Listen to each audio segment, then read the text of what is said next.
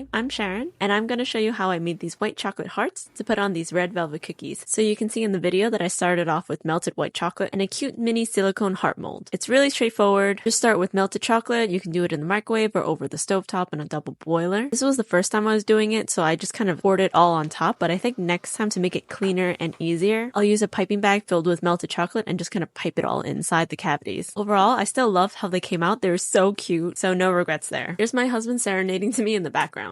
Honk. Honk.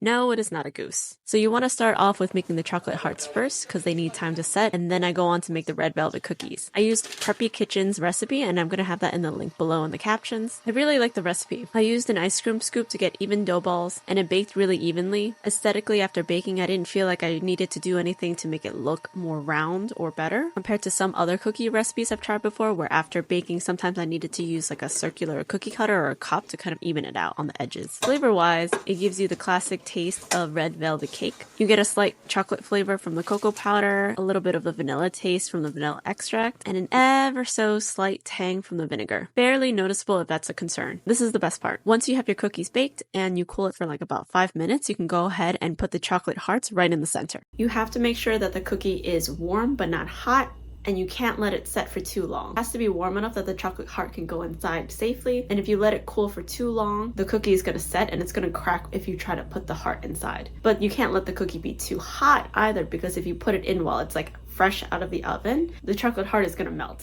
So you wanna find a nice in-between temperature, and I usually like to wait for the cookies to cool for like 5 minutes right out of the oven, and then I put the chocolate heart inside. And then you let it cool completely, and your red velvet cookies are ready.